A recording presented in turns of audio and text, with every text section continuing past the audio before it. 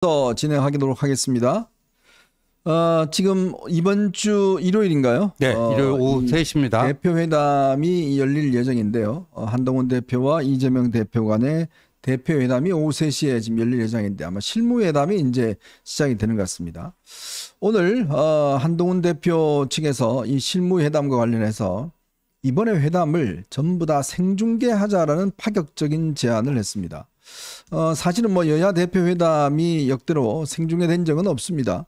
다 이제 회담 끝나고 나서 공통 사안들을 이제 발표하는 그런 형식이었는데 한동훈 대표 입장에서 보면 이제 그동안 국민들이 많은 불신을 받아왔고 좀 더 이 투명하게 회담을 진행하자는 의미에서 아마 이 카드를 오늘 던진 것 같습니다. 뭐 제가 볼 때는 아마 야당에서 받지는 않을 것 같은데 어쨌건 회담의 어떤 기싸움 이게 아마 시작된 게 아닌가 그렇게 보여져요. 예, 기싸움이 시작되는데 어제 이제 그 이재명 대표의 비서실장 이해식 의원 이분이 옛날에는 배우자 실장이었는데 그렇죠. 승진했어요. 예. 예, 배우자 실장이었는데 이 사람이 어제 그 브리핑을 하면서 한동훈 대표가 용산으로부터 그 저기 정말 독립돼 있는 수평적 당적 관계이지 어떤지는 의구심이 가나? 네. 의구심이 가나? 뭐 용단 내렸다 뭐 그런 거죠? 뭐 우리가 그냥 그 이렇게 저기 맞상대 해주기로 했다. 뭐 굉장히 인심이나 쓰는 것처럼 좀 먼저 약간 살짝 긁더라고요. 네.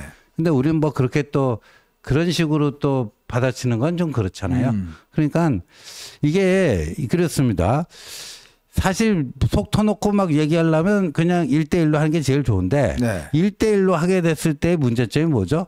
뭐 나중에 딴소리 하죠. 뭐 서로 딴소리 해버리면 뭐가 진실인지 모르잖아요. 네. 그렇다고 배속자를 끼고 하려니 좀 그것도 뭐 조금 그 생동감이 좀 떨어질 수도 있고 그래서 지금 저런 제안을 뭐 고심 끝에 내놓은 것 같습니다. 이 이야기는 저희가 조금 이따 좀 더 자세하게 좀 이야기를 나눠보도록 하겠습니다. 자, 오늘 오전에요. 강원도 고성군 육군 22사단 지역으로 북한군 하사 한 명이 귀순을 했습니다. 이 구역으로 걸어서 넘어왔다고 그래요. 아마 우리 군은 처음부터 오는 것을 다 인도를 해서 오솔길을 통해서 남하하도록 여러 가지 장비로 이제 인도했다라고 이야기를 하고 있습니다. 아마 이제 오랜만에 아마 이쪽 그 고성 지역으로 넘어온 것 같은데 최근에 북한군들의 기순이 좀 상당히 좀 있는 것 같습니다. 이게 북한군이 최근에 보면 지금 수해가 북한이 굉장히 심각합니다. 그렇죠. 뭐 위성 사진으로도 이쪽 이제 이 난민들촌 이게 이제 발견될 정도로 굉장히 아마 광범위하게 피해가 있다고 그러고요. 또 여기다가 이제 최근에 우리가 대북 방송을 시작했지 않습니까? 네. 그 영향이 상당히 받는다고 그래요. 그래서 실제로 북한군의 동요가 좀 있다고 그럽니다. 그래서 북한 측에서는 못 넘어가도록 지뢰를 매설하고 장벽을 설치하는 방법으로 해서 북한군들의 동요를 막고는 있지만 그러나 이것 또한 막을 수는 없을 것 같아요. 근데 저 지역은 지금 넘어온 저 지역은 장벽은 설치가 안 돼 있었나요? 안 돼 있었죠. 이쪽만 일단 이제 서부 쪽만 돼 있는데 아마 이제 그런 여러 가지 우리 방송이나 이런 것들이 상당히 효과를 보고 있는 게 아니냐 이렇게 지금 했고 지난 8일에도 북한군 한 명이 그 한강 하구에 교동도로 넘어와서 기순한 바가 있습니다. 맞아요. 그 밀물썰물 이용해 갖고 왔죠. 요즘 꽤 아마 북한군의 이 기순 소식이 꽤 잦네요. 이제 저렇게 되면은 먼저 저 김정은 쪽에서 깨갱하고 우리 오물풍선 안 보낼 테니까 니들도 방송 좀 꺼주면 안 되냐? 이렇게 나올 수도 있어요. 이 사실 방송에 대해서 북한 김정은이 굉장히 두려워한 이유가 바로 이런 겁니다. 이게 왜냐하면 북한군들이 어려요. 그렇죠. 어리고 이들이 왔을 때 굉장히 이 감성의 영향을 많이 받습니다. 그리고 이들이 한번 들어오면 10년 이상을 복무를 해야 되거든요. 그걸 견디기도 많이 힘든 것 같고 뭐 그런 것들을 아마 지금 의식한 게 아닌가 생각이 듭니다. 자, 그리고 조금 전에 뭐 하나 소식이 들어왔는데 이번 10월 달에 어떤 중요한 보궐선거가 하나 있다는 소식이 들었는데 지원님 어디죠? 이게요 서울시 교육감 그 조희연이요. 그 정교조 해직교사를 부당하게 고용을 했다. 그게 이제 불법적인 고용이다. 해서 그게 이제 유죄 판결이 난 거 아닙니까? 1심, 2심 다 유죄 판결이 났습니다. 몇 년이나 됐죠? 징역 1년 6개월에 집행유예 2년. 그러니까 이 집행유예 형이 나오면은 상실형이잖아요. 상실이 되는 거죠. 근데 이게 2심까지 그렇게 됐는데 대법원 확정 판결이 언제 날까 했는데 잡혔어요. 날짜가 언제 8월 잡혔습니까? 29일로 잡혔습니다. 8월 29일. 네, 8월 29일 이달 말에 8월 29일. 그러면 이게 아시다시피 대법원은 사실심이 아니라 법리심이기 때문에 네네. 1심, 2심에서 같은 이 판단을 내렸다면 법리 적용이 뭐 특별히 하자가 있지 않는 한 네. 뭐 저 확정될 것 같은데 그렇게 되면 10월 16일 서울시장이 아니고 서울시 교육감 네.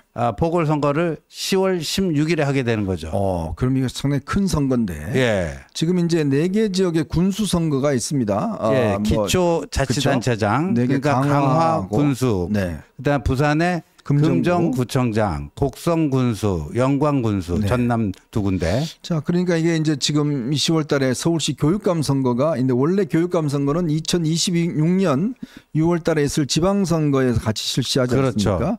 근데 이제 아마 이번에 조희연 교육감이 이제 날아가게 되면 아마 이 보궐선거가 있을 것 같아요. 네. 사실요, 이 서울시 교육감 문제는 제가 정말 너무 막 가슴이 막 이게 아픈 게 뭐냐면 맨날 여기는 우리 보수 분열로 지는데요. 그렇죠. 우리가 단일 후보였으면 계속 이겼을 때입니다. 근데 매번 보수가 분열돼 갖고 여기가 결국은 교육감을 못 얻었거든요. 그렇죠. 지난번에도 3명이 나왔나요? 네, 원래는 뭐 그 우파 시민단체가 뭐 해서 네. 조전혁과 박선영 두 후보를 거기서 해서 조전혁 후보로 단일화가 됐어요. 네. 근데 뭐 그 선출 과정에 뭐 약간의 뭐 무슨 하자가 있었다, 흠결이 있었다, 뭐 이런 문제 제기가 되면서 네. 거기 그 단일화 경선에 참여하지 않았던 또 이주호 지금 교육부 장관이 좀 나왔잖아요. 네, 네. 나오면서 또 박선영 의원이 승복까지 다 했는데 또 나왔단 말이에요. 그래서 엉망진창이 됐죠, 한마디로. 왜 그럽니까 진짜. 예, 이분들 정말 제가 솔직히 저는요, 이 지난 선거에 나왔던 분들은 정말 제가 앞으로 못 나오게 해야 된다는 생각이 개인적으로 하고 있습니다. 왜 그러냐면 진짜 이분들은요, 이 배신한 사람들입니다. 어떻게 마지막까지 뻔히 보수가 분열되면 질 줄 알면서 그렇게 막판까지 그렇게 고집하고 가는지 모르겠어요. 또 그런 분들이 만약에 다시 나온다 그러면 저 정말 이 반대 운동 할 겁니다. 정말 이번에 제가 하도 지난 교육감 선거 열받아서 이게 정말 서울시 교육감이라는 자리가 얼마나 중요한 자리입니까? 자, 그런데 저기 보시면 박선영, 당시 조전혁, 조영달은 이분은 또 구속됐죠? 예, 조영달은 서울대 사범대학 교수였네. 근데 네.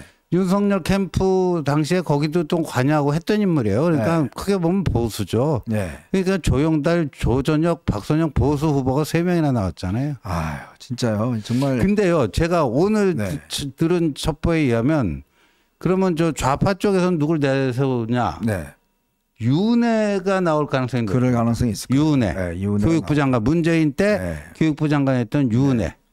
예, 윤회가 나올 가능성이 있다. 그럽니다.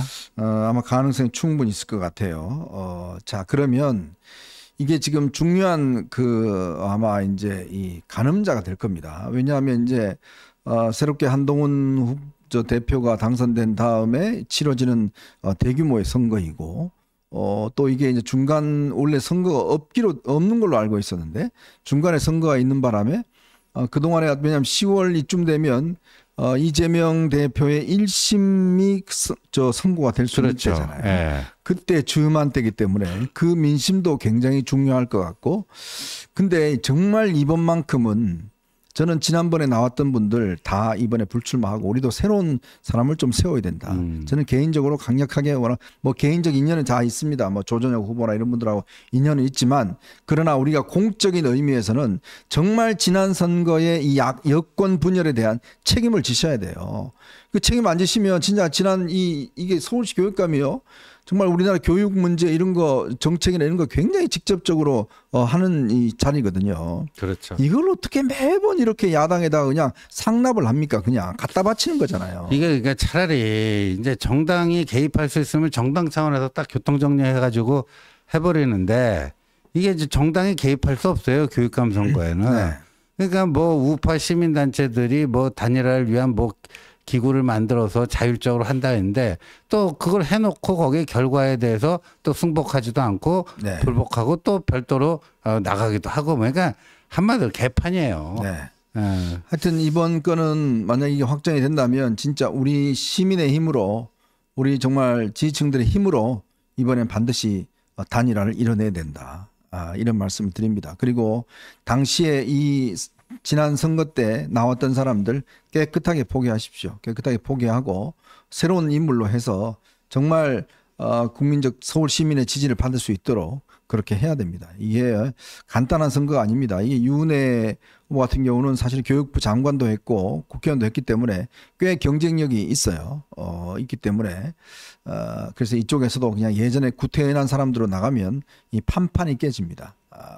박선영, 조전혁 뭐 이런 분들 이주호 장관도 그때 뭐 나왔다가 또 이제 장관하고 있는데 어쨌건 이거는 정말 교육계 즉 우리 우파 교육계가 진짜 반성하고 책임을 져야 된다.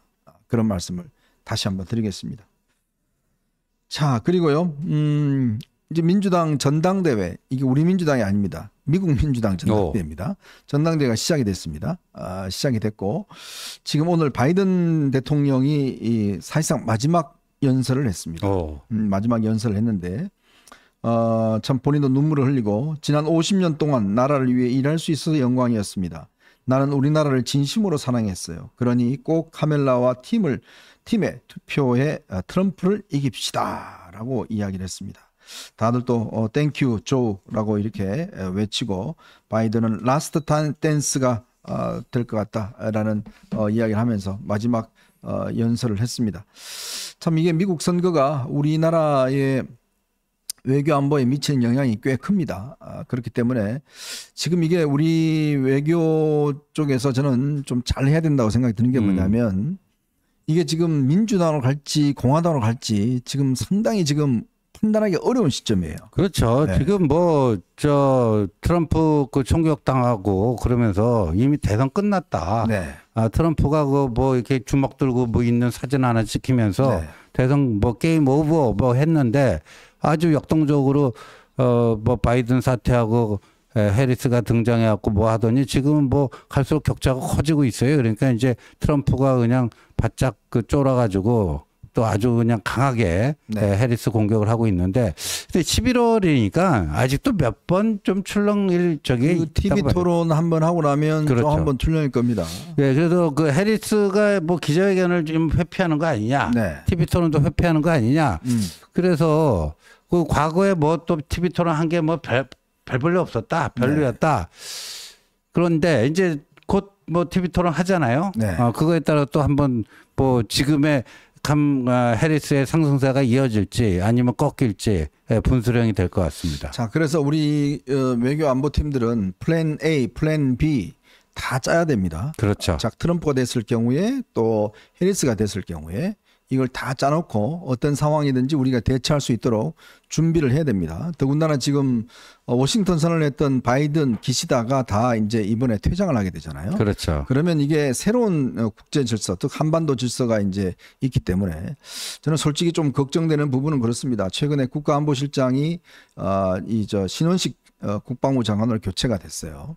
근데 국가안보실이 보면 지금 외교관이 한 명도 없습니다. 저는 왜 이런 인사를 하는지 잘 이해가 되지 않지만 이 국가안보실이 그 어느 때보다도 미국 선거와 미국 그다음 미국의 어떤 전문가들이 좀 포진하고 있어야지만이 우리가 좀 미국의 상황들을 대처할 수가 있는데 글쎄 너무 이게 지금 김태호도 교수 출신이고 또 신원식 장관도 지금 뭐 일단 국방부 출신이고 그렇기 때문에 과연 제대로 준비할 수 있을지 그리고 또 우리 외교부 역량이 지금 뭐 상당히 지금 별로 그렇게 뭐 썩 에이스가 아닙니다. 이제 그러다 보니 과연 이런 미국의 큰 변화에 얼마만큼 신속한 정보 이게 왜냐하면 미국 대선이라는 게 굉장히 아마 주별로 하기 때문에 우리가 중요한 정보들을 많이 갖고 있어야 돼요. 그렇죠. 거기에 따라 또 핵심 인물들하고 우리가 연결을 해야 되고 그 부분들에 대해서 우리가 또 배팅을 해야 됩니다. 그래야지만이 우리가 유리한 걸 얻어낼 수가 있는 거거든요. 자, 그렇기 때문에 지금이라도 정신 바짝 차리고 좀 외교와 관련된 전문가들, 미국 전문가들을 좀 중용을 해서 이런 정보들을 좀 가지고 있을 것이다 라는 부분들을 한번 부탁드리고 가겠습니다. 네. 자, 오늘 여러분들하고 저희가 세 가지 이야기를 가지고 좀 이야기를 해볼까 합니다. 조금 전 서두에서 말씀드렸듯이 자, 굉장히 이례적인 제안입니다. 사실 대표 회담이 뭐 이렇게 중계된 적은 없지만 한동훈 대표가 장군의 멍군으로 대처했습니다. 너네들 뭐 대통령하고 뭐 같이 하는 거 뭐지 대통령 그냥 아바타냐 뭐 그러니까 그래 그럼 쟁숭이 해보자 라고 이제 오늘 제안을 했는데 이 문제와 함께 그다음에 정봉주 탈락을 둘러싸고 정봉주가 네. 지금 경기도 팀이 배후에 있었다라는 이런 주장을 하고 나왔습니다. 경기도 팀이라 하면 이재명 정진상, 경기지사 김용, 김현지 뭐 이와 관련된 그 경기도 팀을 지칭하는 것 같습니다. 거기에 이제 강 의원이라든지 예. 하여튼 이 팀들이 움직이고 있다는 소문은 꽤 오래전부터 나오고 있습니다. 요 이야기와 함께 지금 공수처가 의도적으로 지금 수사를 굉장히 지연시키고 있다는 조짐들이 일고 있습니다. 이 부분도 여러분과 함께 좀 점검을 해보도록 하겠습니다.